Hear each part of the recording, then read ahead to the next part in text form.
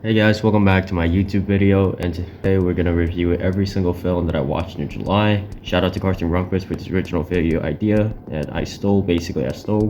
And yeah, since you guys last time asked for timestamps, here are the timestamps of the video, and let's get into it. First film I watched in this month is Jackass franchise. The Jackass franchise will only watch 7 films. I haven't watched Bad Grandpa or Bad Grandpa .5 yet. I still think it was a solid watch, and my favorite would be Jackass Forever. Probably the best out of them all. This is just my opinion, but I'm gonna make a separate video rating all the Jackass films and ranking all of them.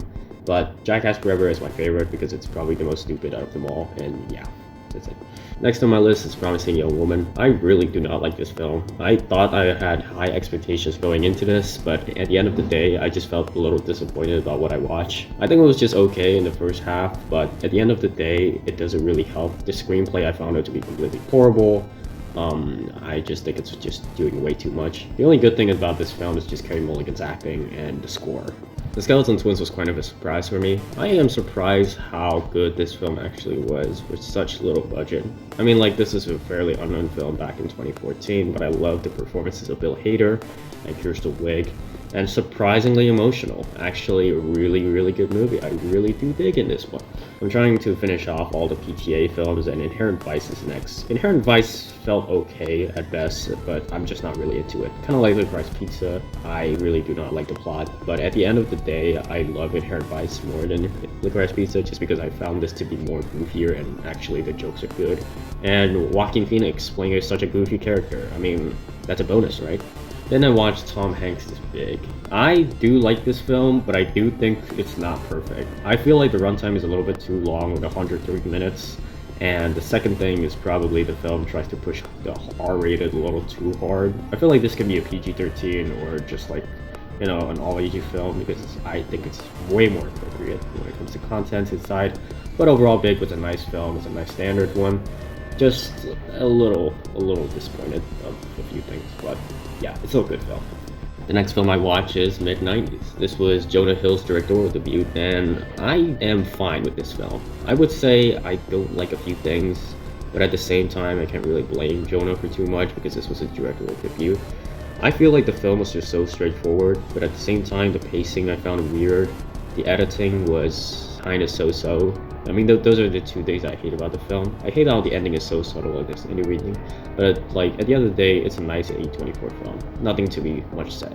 Then I watched Ryan Reynolds' Free Guy. Free Guy, I watched it out of nowhere, and at the end of the day, do I feel that I like the film? Well, it's 2024, and I can't really say much about what's going on in this world. But what I think it's going to be clear that I'm going to laugh a lot less in the future than what I have now with the AI taking over the world. So yeah, for you guys, sorry. I'm just gonna say I did have a good time, but you know, I'm not gonna like you for that long. Another film that I watched this month was Brothers. Brothers was surprisingly a good film. I did not expect the film, a little bit of a drama with Tobey Maguire, Natalie Portman, and Jake Gyllenhaal to be this good. Actually, it was really good the more I look at it. It's dramatic, it's intense, and there's so many things on stakes. And yeah, it was a really good film. The ninth film I watched this month is Gandhi. Gandhi was something. If there's anything that I would say about this film, I would definitely not gonna watch this for 3 hours. The only reason the first time I watched this film is because Daniel Day-Lewis is in it, but at the end of the day, that didn't really help because he only had very little screen time, and the whole film I just sat through, and yeah, Ben Kingsley did have a good performance, but this film is just not for me. At the end of the day, it's good, but it's just not for me, so that's the reason why I rated it a little low. Then I watched If, or shortened by Imaginary Friends. This film is fine. I didn't watch this back in the theaters, so I just watched it recently. I think it's a good film. It has a good concept, and I do think kids did get the charm. But this was a problem with most kids' films. I think most of the times they're just appealing to their audience and not really much to any other ones. But I think like the film tries to be dramatic so hard, and some of the scenes I just can't do anything but just laugh or just like thinking about a little bit of a nonsense. But yeah, If was a fine film. Then I watched Twisters, a really good film to the 1996 sequel. I really liked the original Twister, but Twisters was a lot better. There was better VFX, better characters, better story actually. And yeah, everything in this film was just a major upgrade. I do think it's really good, but it's not really the best. The next film I watched this month was Election. Election was surprisingly a pretty funny film. I can't help help it myself but laugh every time I watch this film. I don't know why do I even watch this in this month, because I should have watched this earlier. And yeah, it was a really nice film, and Alexander Payne did really killed it, and Reese Witherspoon was basically the highlight of this film. Nothing else should be practiced other than Reese Witherspoon alone. The next film that I want to watch is Locke. Locke is actually a really good film, an A24 classic. I mean, like, I didn't expect a lot of early A24 films to be that good, but this was surprisingly that good. Now, in most of the context, I don't think it was the best film ever made, but it's simply slid into some of my favorite films of all time just because I love simple films, and the creativity behind this film was just amazing. So yeah, Tom Hardy did his job done, and yeah, it was a really good film after all. The next film I finally watched was Palo Alto. Palo Alto was quite of a weird film, and yeah, a lot of people actually talked about this film a lot. Actually, a lot of people already talked about it way too much in Letterboxd, but at the end of the day, I felt like the film is fine. I felt like the film doesn't do crazy on me. I just feel like it's completely messy or anything, and yeah, I really do not like this film, if I'm going to be honest. The only good thing that I would say about this film is, one, the cinematography is nice, the colors look really nostalgic for me, and yeah, that's the thing that only helps me about this film. Yeah. The other Coppola's sister that I watched was The Bling Ring. The Bling Ring was another early A24 film, and I was kind of interested when this film came out, but at the end of the day, I really do not like this film. I felt like it was kind of like a very flashy film that was really bad, actually. The only one thing I would say that I like about this film is the same thing I like about Palo Alto, is probably because it's nostalgic. This was not because of the cinematography, rather this time was this concept alone. I feel like it was very early 2010-esque, and yeah, that's the good thing about this film. The other PTA film that I watched was his directorial debut, Part 8. Part 8 was a nice film, but it was nothing so gracefully about this film that I could say. I think Part 8 was nice, but it's definitely not a great film. At the end of the day, I do think that it's not the type of film that, you know, if you ever talk about Paul Thomas Anderson, you will ever remember this film. I feel like it was just there, and yeah, it's not like as shining as most of directorial debuts, but I still think it's a good film. I don't think it's a bad film at all, but it's definitely not one that was sparked among others. Martin Scorsese's Age of Innocence is next. I would say this was another good film that is just not for me. It's like Gandhi, I do think the runtime is a little too long, but the only reason I watched this film is, again, Daniel Day-Lewis. Okay, that man alone is the reason why I watched this film. But The Age of Innocence alone, it has a nice story, but the story was so royal palace-y that I just not a fan. I'd rather just watch films that were taking place in the city, but you know what?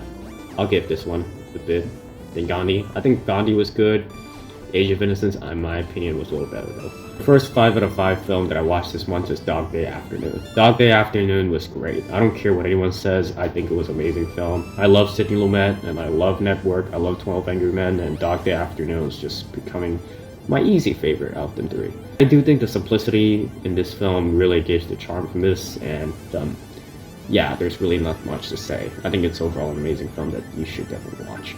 Another weird film I watched this month was 80 for Brady. 80 for Brady seems to be kind of like a fun film. Kind of reminded me of The Bucket List, or just like any Morgan Freeman retirement home films. I think it's a good film, okay? 80 for Brady is a nice comedy, it's a fun film, and you know, it's nice to see the veterans back, veteran actresses, and yeah, even though it's nothing amazing of the film itself, I do still had to appreciate this film by a little bit. Planes, Trains, and Automobiles was another really fun film for me. This would easily slide into some of my favorite films of all time because I love the concept. You know, I really like Due Date, but Due Date felt like there's something about it that's just so annoying for me that I just can't really handle. But Planes, Trains, and Automobiles was just a better version of that, and actually the main inspiration for Due Date as well. I do think this film had a better story. I do think this film had better troubles, and there's so many things that this film just did better. And yeah, I love the 80s film, so that's another thing that supports this film. Coming up in another weird films list, I would put it in Playtime this month. Playtime was it wasn't much I could say about Playtime. Rather, it was just, you know, it was just interesting of a film. There's nothing much you can really say about this film rather than just like the eccentric, futuristic look of Paris. And yeah, that's basically the whole thing for 2 hours, so there wasn't really much thing to talk about. I do really like the aesthetic though, so that's why I gave it a 5-star. Boy State would be the only documentary film that I watched this month. Well, can I say it's a film? Well, I don't know, but I do love Boy State. At the end of the day, this would be my only documentary that I would ever put in my favorites because back in the day I used to want to be a politician, and this film is something of me that kind of had my personal gut interested into politics alone. But at the end of the day, I do think of myself, maybe I'm not really fit in this because Boy State felt like it was just too tough of a thing. But I really, really like Boy State. I once did want to be a politician myself, and yeah, this film basically made my inspiration. The 2021 film that I watched this month was Plan B. This is surprisingly really funny. I laughed harder than I ever laughed before. I really like Plan B, even though there's so many things that were just weird about the film, but it just adds to the laughness, and I think it was just overall a pretty stupid film. I give it a 4 stars because yeah, the film was just that that laughable for me. Then I watched Longlegs. To say this is the scariest film of the year, I don't know. I mean, like, there's Nosferatu in 2024, so yeah, we'll see that up. But I definitely would rewatch this film. I overall think it was a really scary film, and I do think it's pretty good.